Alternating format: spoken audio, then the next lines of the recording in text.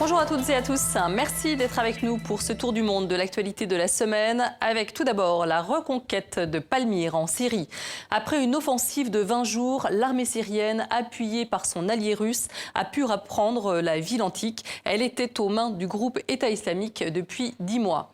Pendant ce temps, à Genève, le secrétaire général des Nations Unies a appelé à une plus grande solidarité pour accueillir 10% du total des déplacés syriens.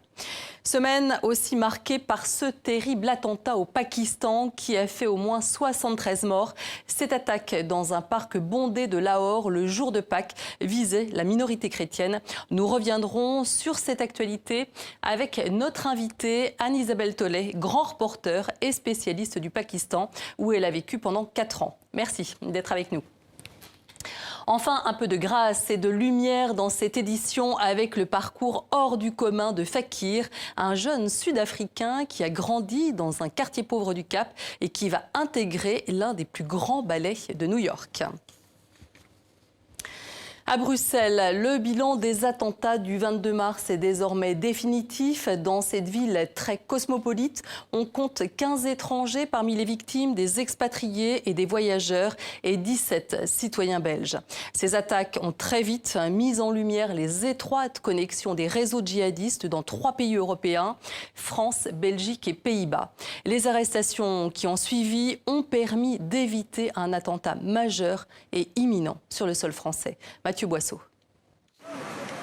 Rotterdam, après Paris et Bruxelles, c'est un réseau à l'échelle européenne qui préparait un attentat en France et que les enquêteurs démantèlent jour après jour. À Rotterdam, aux Pays-Bas, 4 arrestations. Celle d'un Français retient tout particulièrement l'attention. Il s'appelle Anis B, 32 ans. Lors des perquisitions, la police a découvert des munitions, des téléphones portables et des stupéfiants. Mais surtout, le suspect était en contact avec l'homme au centre de l'enquête. Reda Criquet, interpellé 4 jours plus tôt lors de l'opération antiterroriste d'Argenteuil près de Paris. Les enquêteurs en sont convaincus, lui préparait un attentat en France. Le projet était même à un stade très avancé. Quelles étaient les cibles? Anis B depuis Rotterdam préparait-il lui aussi un attentat? Très peu d'éléments filtrent pour l'instant. Une certitude, l'un et l'autre se sont rendus en Syrie. À Paris, la garde à vue de Reda Criquet a été prolongée de 24 heures. Anis B, lui, devrait être remis à la France dans les prochaines semaines. Voilà, et après 4 mois de débats agités, François Hollande a dû enterrer la révision constitutionnelle qu'il avait initiée après les attentats du 13 novembre, faute de soutien à l'Assemblée nationale et au Sénat. La refonte de la Constitution prévoyait notamment la déchéance de nationalité pour les terroristes. Le carnage au Pakistan, revendiqué par les talibans le jour de Pâques, avait pour objectif de faire un maximum de victimes chrétiennes. 73 morts cette semaine, 17 en mars 2015 après une attaque contre des églises de Lahore. Encore 80 morts en septembre 2013 à Peshawar, à la sortie de la messe du dimanche. Nous verrons dans un instant pourquoi les chrétiens, qui ne représentent que 2% de la population pakistanaise, sont ainsi pris pour cible. Karine Barzégar. Au lendemain de l'attentat, le site de Gulshan et Herbal ressemble à un parc fantôme. Des manèges désertés, silencieux, statiques. Des monceaux de débris, vêtements, chaussures, gobelets dans des mares de sang. Et aux abords du parc, des habitants et des rescapés encore sous le choc. J'ai vu des corps avec des têtes explosées, certains avec des jambes arrachées et d'autres avec des intestins qui leur sortaient de l'abdomen. Beaucoup de gens blessés, hommes, femmes, enfants étaient au sol. J'ai ramassé la jambe arrachée d'un bébé qui ne devait pas avoir plus de 6 mois. Le kamikaze s'est fait exploser près d'une aire de jeu avec des balançoires. La plupart des victimes sont donc des femmes et des enfants. Le parc était particulièrement bondé en ce week-end de Pâques, avec des familles chrétiennes venues s'amuser pour les fêtes, mais aussi de nombreux musulmans. L'explosion était très forte. Il n'y avait pas de dispositif de sécurité correct. Il y aurait dû avoir un dispositif de sécurité. Les explosifs utilisés étaient particulièrement puissants, estime la police de Lahore, qui évoque également l'usage de billes en métal pour faire un maximum de dégâts. Nous utilisons des agences spécialisées, par exemple le contre-terrorisme, pour mener l'enquête. Il y a certains éléments qui peuvent nous conduire aux kamikazes présumés et aux personnes qui sont derrière cette attaque. L'attaque a été revendiquée par une faction du mouvement taliban pakistanais. Le porte-parole de Jamaat ul-Ahrar a même précisé que le groupe ciblait précisément des chrétiens et menaçait de commettre d'autres attentats de ce type. Selon le dernier bilan encore provisoire, l'attaque de Lahore a fait 72 morts, dont 29 enfants. Il s'agit de l'attentat le plus meurtrier commis cette année au Pakistan. 3 jours de deuil national ont été décrétés dans la province du Punjab. Anne-Isabelle Tollet, bonjour. Bonjour. Vous êtes grand reporter, spécialiste de zones sensibles, comme l'Afghanistan, le Pakistan. Vous êtes également lauréate du prix Elina et Louis Powell pour votre essai « La mort n'est pas une solution », qui raconte donc l'histoire d'Asia Bibi, condamnée à la pendaison pour blasphème. C'est un livre qui est paru aux éditions du Rocher. Alors, au Pakistan, il ne s'agit pas en fait des mêmes motivations qu'à Paris, à Bruxelles ou en Côte d'Ivoire. On est dans un contexte très particulier de ces lois anti-blasphème. Oui, c'est vrai. Expliquez-nous. C'est vrai, il est important de rappeler, de faire la passerelle entre cet attentat qui a fait de nombreuses victimes à Lahore et qui visait en effet spécifiquement les chrétiens, avec le climat dans lequel le Pakistan vit depuis un mois notamment, qui traverse une crise interne liée à cet autre terrorisme qui sont les lois anti-blasphème au Pakistan. Et de fait, cette faction talibane, qui appartient à l'ensemble des groupes talibans qui militent depuis plusieurs années pour que ces lois controversées du blasphème ne soient pas réformées, et à travers Asia Bibi, qui est devenue, malgré elle, l'emblème de cette loi anti-blasphème, ils ont manifesté en marge de cet attentat devant la présidence pakistanaise pour dire « Nous exigeons qu'Asia Bibi soit pendue ». Pourquoi ? Parce que il y a un mois, l'assassin du gouverneur du Pendjab, musulman, je précise... Oui, qui lui avait tenté d'éradiquer ces lois anti-blasphème. Et qui avait notamment pris la défense d'Asia Bibi, a été pendu, puisqu'il avait été lui aussi condamné à mort. Le gouverneur a été assassiné. Le gouverneur a été assassiné en 2011. Son assassin, qui était son propre garde du corps, Mumtaz Kadri, a été condamné à mort. Et la pendaison a eu lieu il y a un mois au Pakistan. Si Asia Bibi est liée aussi à cet attentat de Lahore, c'est parce que elle est chrétienne. Alors, il se trouve que les lois anti-blasphème ne font pas de discrimination, pour le coup. Les Pakistanais musulmans sont eux aussi victimes de cette loi qui se contente, sur une simple accusation verbale, de pouvoir accuser quelqu'un. Donc, on peut régler ses comptes avec son voisinage voilà, en disant, voilà, il a blasphémé, une simple accusation verbale, et puis vous débarrassez d'un rival, ou vous réglez vos petits problèmes de voisinage comme ça. Et donc, ce serait pas honnête intellectuellement de mettre cet attentat de Lahore sur le même terrain que ceux de Paris ou de Bruxelles, où là... Oui, puisque le Pakistan est quand même allié des Occidentaux dans la guerre anti-Daesh. Exactement. Donc on pourrait penser qu'il s'agissait de ça, mais non. Et puis d'abord, le Jamaat ul-Ahrar, qui a revendiqué l'attentat... ne fait pas de manière certaine allégeance à l'État islamique. Il fait partie des groupes des talibans pakistanais qui, depuis plus de 10 ans... Les talibans, on pensait quand même qu'ils étaient affaiblis, mais ce n'est pas le cas. Non, les talibans ne sont pas affaiblis et en effet, ils essayent de déstabiliser le pouvoir politique au Pakistan pour instaurer une charia. Mais ils ne visent pas particulièrement les chrétiens. La preuve, c'est que depuis ces 10 dernières années, les attentats touchent majoritairement les mosquées, les musulmans, pour fragiliser le pouvoir politique et prendre ainsi le pouvoir au Pakistan en imposant la loi des talibans, la charia des talibans. Et alors, le gouvernement joue un double jeu finalement par rapport aux talibans. Alors oui, le gouvernement est très embêté d'abord par ces lois anti-blasphème, parce que toutes les personnes politiques qui ont manifesté un émoi à l'égard d'Asia Bibi ont été assassinées. Donc la classe politique pakistanaise se mure dans le silence, dans la crainte de représailles, et on peut comprendre qu'ils ne veulent pas mourir, mais bon, on demande quand même à un gouvernement de prendre ses responsabilités. Oui, parce que tous ceux qui ont essayé ont été finalement assassinés. Tués. Voilà, et c'est pour ça que finalement, il ne reste plus que moi, ici, depuis la France, donc c'est facile pour essayer de relancer la communauté internationale pour s'intéresser à cette loi qui, encore une fois, est une autre forme de terrorisme au Pakistan et qui prend en otage tout un pays. Donc, pourquoi le gouvernement ne s'en prend-il pas plus vigoureusement finalement aux talibans ? Pourquoi il n'y a pas une éradication totale des talibans, puisque le gouvernement pourrait en avoir les moyens ? Il faut se rappeler que l'ennemi numéro 1 de l'Inde... du Pakistan, c'est l'Inde, l'ennemi juré. Ils sont frères et ennemis depuis des ennemis. Il y a encore un conflit qui sévit au Cachemire. Et donc, le double jeu du gouvernement veut qu'il n'ait pas tant que ça envie de se débarrasser de tous leurs combattants, de tous leurs militants, au cas où il y aurait un nouveau conflit ouvert avec l'Inde. Et c'est pour ça qu'il les garde à la frontière indo-pakistanaise, au niveau du Sud-Waziristan notamment. Mais de temps en temps, c'est vrai que le gouvernement pakistanais est obligé de justifier les millions de dollars qu'ils reçoivent des États-Unis dans la lutte contre le terrorisme et commettent des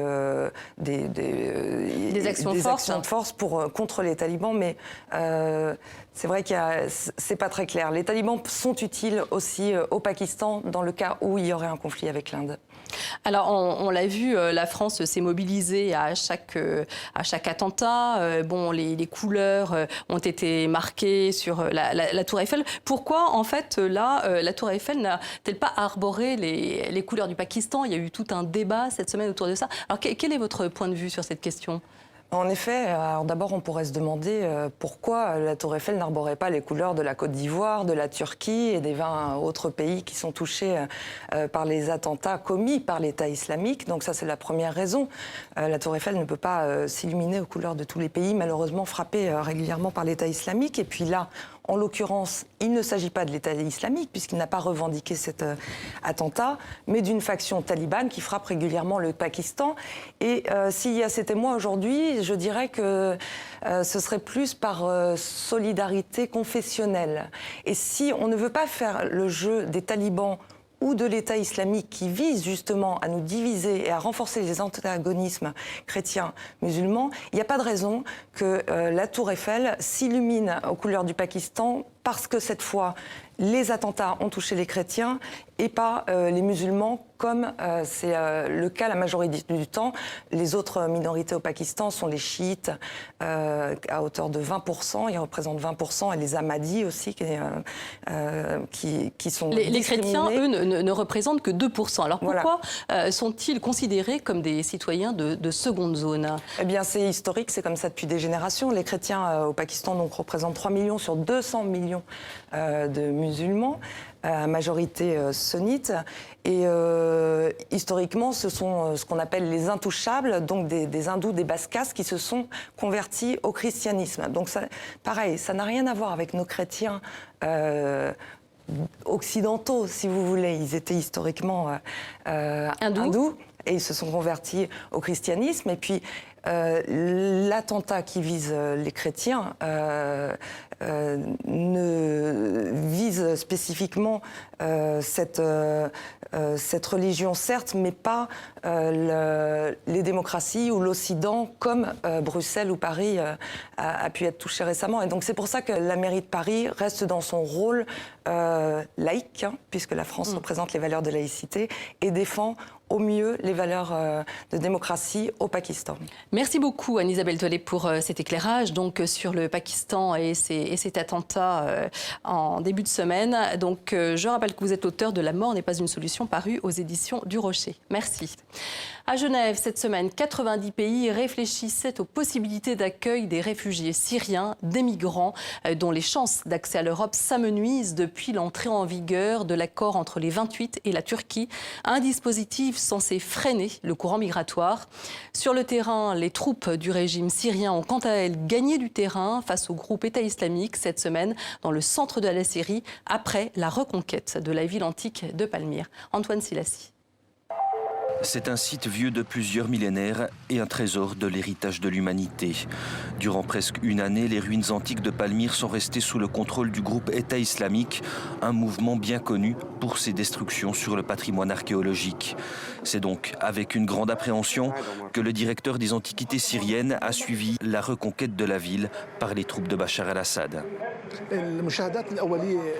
Ces vidéos en direct depuis Palmyre montrent que l'état général de la ville est toujours bon.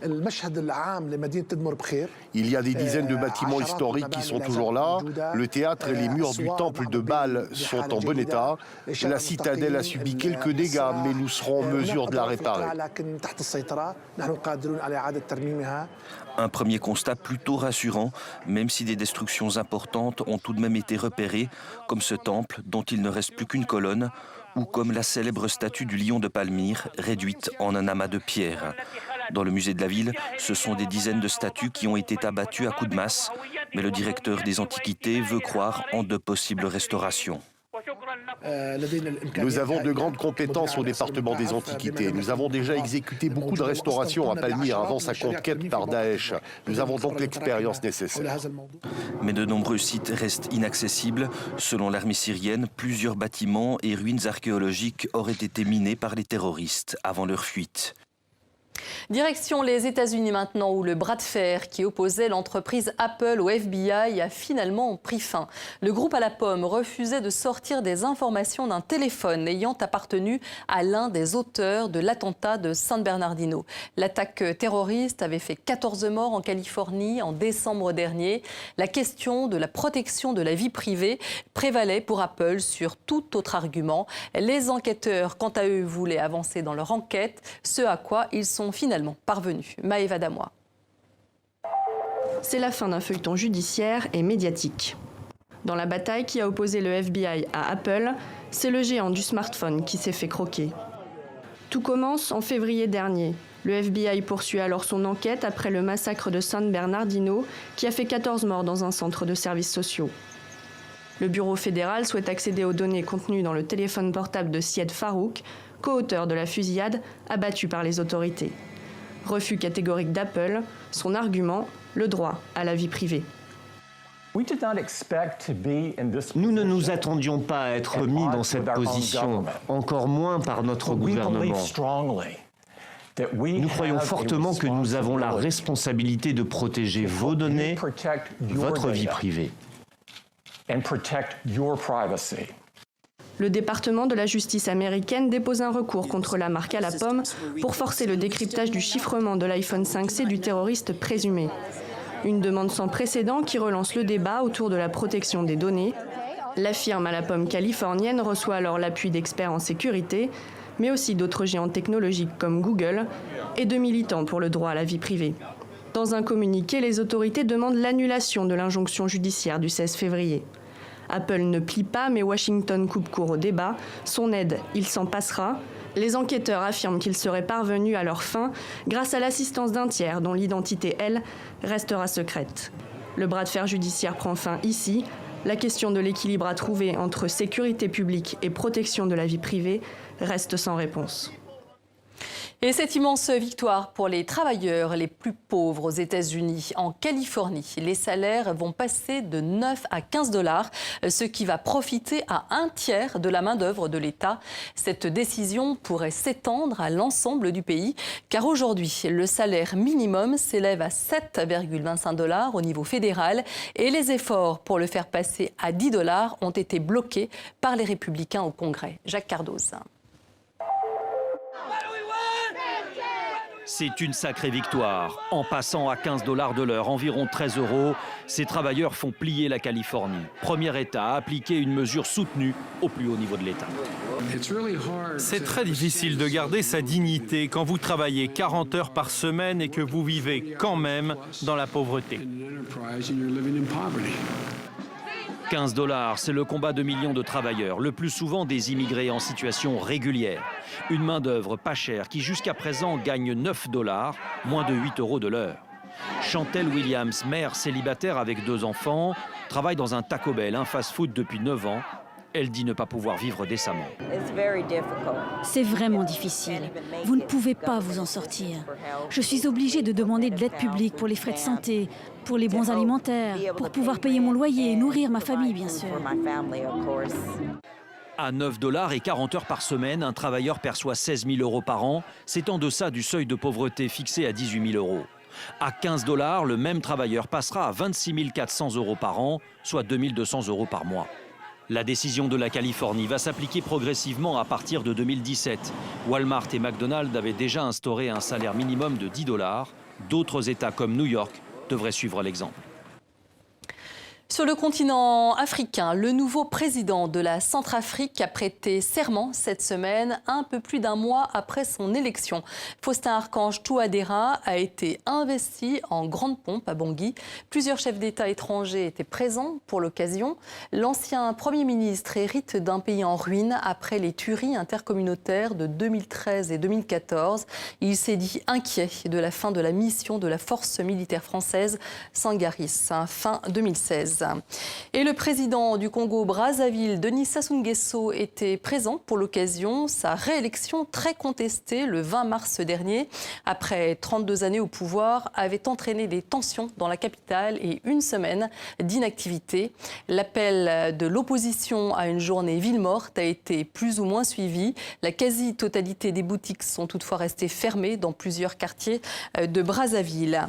Mais beaucoup ont repris le travail dès lundi, jour férié, pour nourrir leur famille, car dans ce petit pays pétrolier et forestier, la pauvreté est largement répandue et le chômage frappe 40% de la population selon le Fonds monétaire international.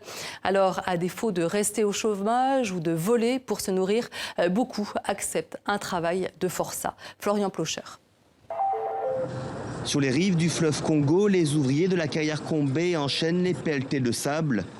Malgré la chaleur, ils sont des dizaines à venir travailler pour gagner quelques euros à la fin de la journée. Un métier dur, mais ces jeunes n'ont pas le choix. Au Congo, 60% de la jeunesse est au chômage. C'est un métier difficile, très difficile. Notre gouvernement, c'est pas mieux. Il bouffe l'argent pas mieux. Ne suivez pas des jeunes. Après une semaine d'inactivité à la suite de l'élection présidentielle, il ne faut pas perdre de temps. Mais dans cette petite carrière artisanale, l'activité est saisonnière, rythmée par les pluies équatoriales. Son exploitant, Alfred, regrette le manque de soutien de l'État face aux compagnies nationales et internationales installées au Congo. L'État a privilégié les Chinois, les Socofons, les grandes entreprises par rapport à nous. Donc vraiment nous sommes rejetés par l'État par rapport à la souffrance qu'on fait. Certains ouvriers sont là depuis des années. Léonie casse des cailloux pour nourrir sa famille, malgré la difficulté de la tâche répétitive. Il n'y a pas de boulot, il n'y a pas d'autre chose à faire. Donc, c'est mieux que tu viennes ici pour chercher les petites pierres comme ça là et pour un travail. Dans la carrière, plusieurs ouvriers dénoncent l'accaparement des richesses et des emplois au profit des ethnies du nord du pays, dont est originaire le président réélu Denis Sassou Nguesso. Une plainte reprise par les partis politiques d'opposition qui contestent les résultats de la présidentielle du 20 mars. Heureusement, il existe des destins plus heureux, même s'ils sont rares, comme celui de Fakir, un jeune Sud-Africain plein de promesses. Enfant d'une maman toxicomane, il a grandi dans un quartier pauvre de la ville du Cap. Mais aujourd'hui, il va intégrer l'un des plus grands ballets new-yorkais. À croire qu'une fée s'était penchée sur son berceau. Emmanuel Godard. Dès qu'il enfile ses chaussons, sa concentration se lit sur son visage. Fakir a 12 ans et il est déjà un danseur émérite. Certains le surnomment ici le Billy Elliot d'Afrique du Sud. Danseur gracieux, plein d'assurance, une présence scénique captivante et de grands rêves. Mon rêve est un jour de danser dans une école à Londres, devant la reine. Mais ils disent que la reine est vieille et qu'elle va mourir. Alors je veux danser pour son fils, le prince William. C'est pour le moment un rêve, mon but dans la vie. Fakir n'en est pas loin. Il vient de gagner une bourse pour intégrer la prestigieuse école de ballet, l'American Academy of Summer School, à la Purchase University de New York, réservée aux danseurs les plus doués.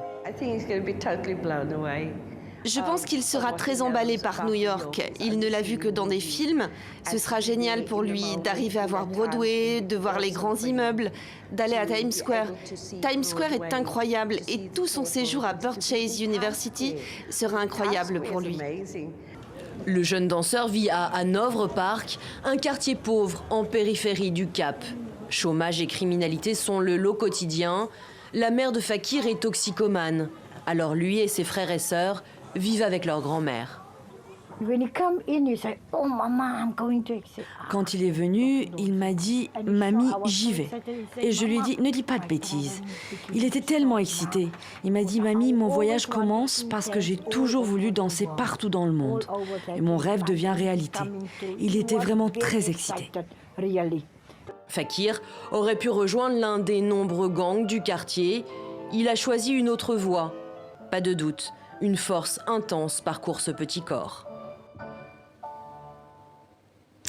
Et lui aussi, malgré une enfance difficile, avait acquis une belle notoriété en France et à l'étranger. Le célèbre chroniqueur gastronomique Jean-Pierre Coff disparaît cette semaine à l'âge de 78 ans. Ce fervent défenseur de la cuisine française et des produits de qualité avait imposé pendant 30 ans son personnage haut en couleur sur les ondes et sur les écrans. Convaincu que l'on pouvait bien manger pour pas cher, Jean-Pierre Coff appelait les consommateurs à changer leurs habitudes alimentaires. À bon entendeur. Voilà, c'est ainsi que se referme cette émission. Merci de l'avoir suivi. Comme toujours, vous trouverez les fiches pédagogiques et les exercices qui vont avec sur notre site internet www.tv5monde.com. Très bonne suite de programme à tous.